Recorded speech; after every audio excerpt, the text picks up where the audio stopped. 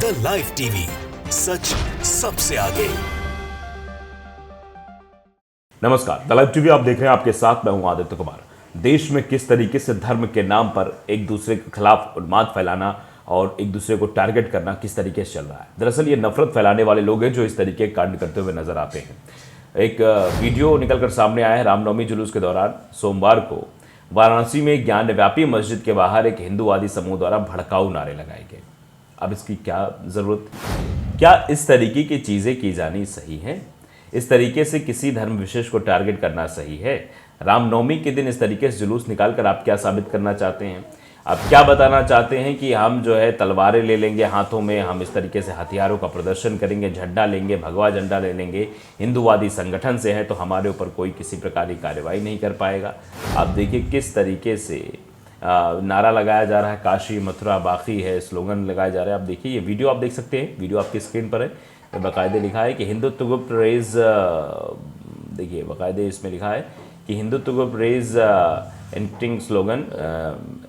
ये देखिए स्लोगन जो है आउटसाइड वाराणसी ज्ञानव्यापी मस्जिद, यानी वाराणसी में ज्ञानव्यापी मस्जिद के बाहर किस तरीके के नारे लगा रहे हैं। वहाँ मुस्लिम भाई जा रहे हैं ड्यूरिंग रामनवमी के दरमियान जो रैली थी उस दरमियान ये इस तरीके के नारे लगाए जा रहे हैं। आप तस्वीरों में साफ तौर देख सकते हैं काशी मथुरा बाकी है के नारे लगाए जा रहे हैं।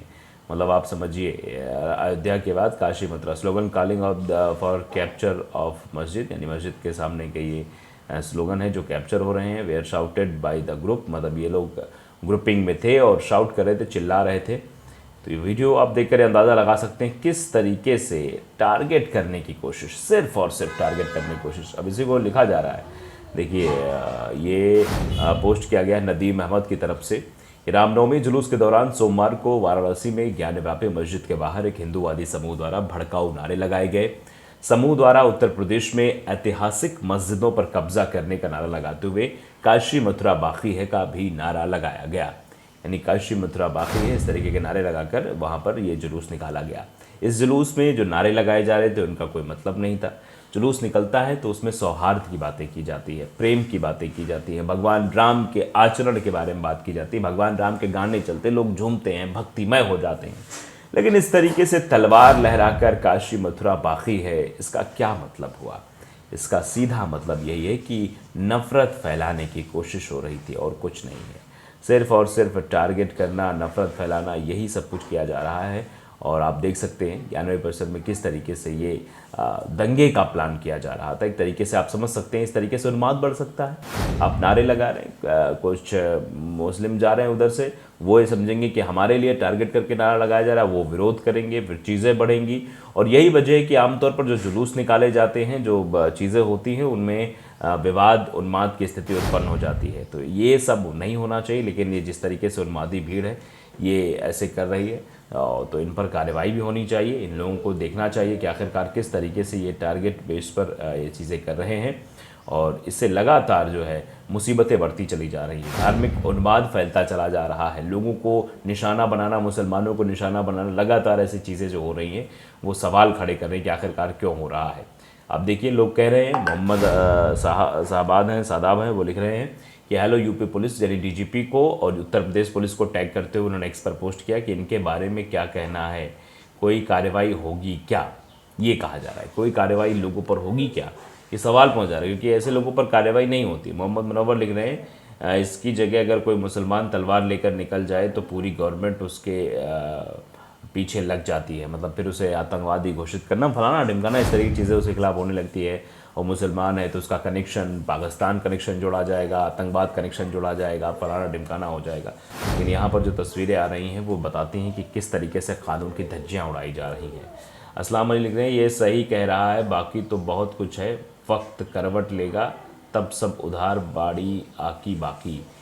मतलब इस तरीके से भी लोग कह रहे हैं। तो ये आप देख सकते हैं सोशल मीडिया पर ये खबर है, वायरल हो रही है, चीज़ें हैं वायरल हो रही हैं, बातें हैं वायरल हो रही हैं, इन सब मामलों को देखने की बात हो रही है।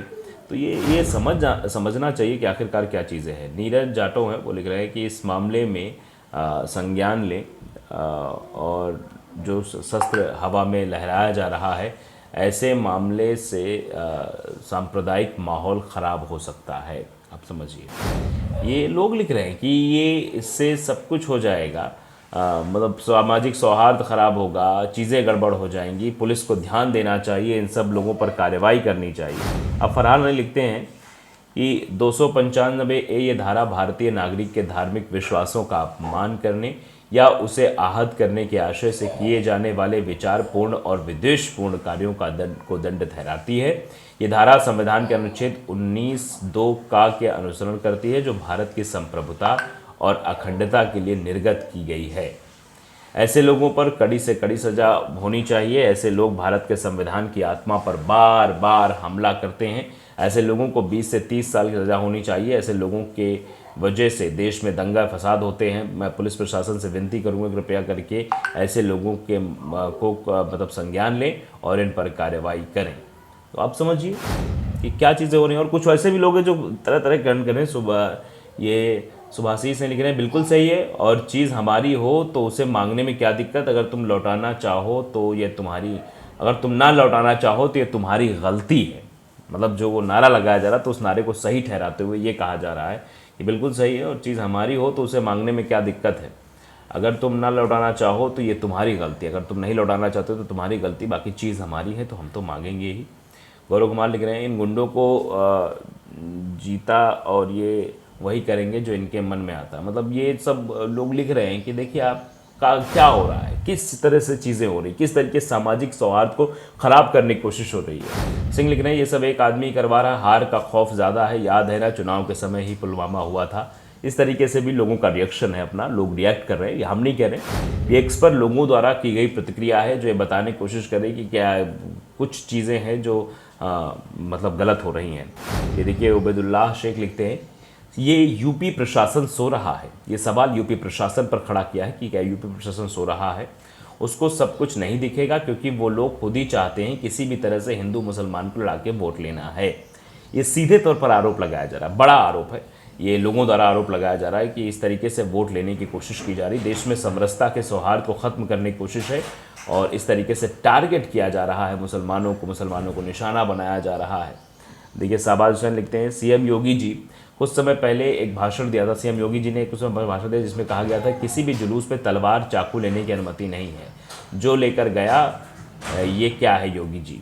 यानी योगी जी ने एक बार कहा था कि किसी भी जुलूस में तलवार है, चाकू है या फिर सशस्त्र जो हथियार है उनको लेकर आप जुलूस में नहीं निकल सकते।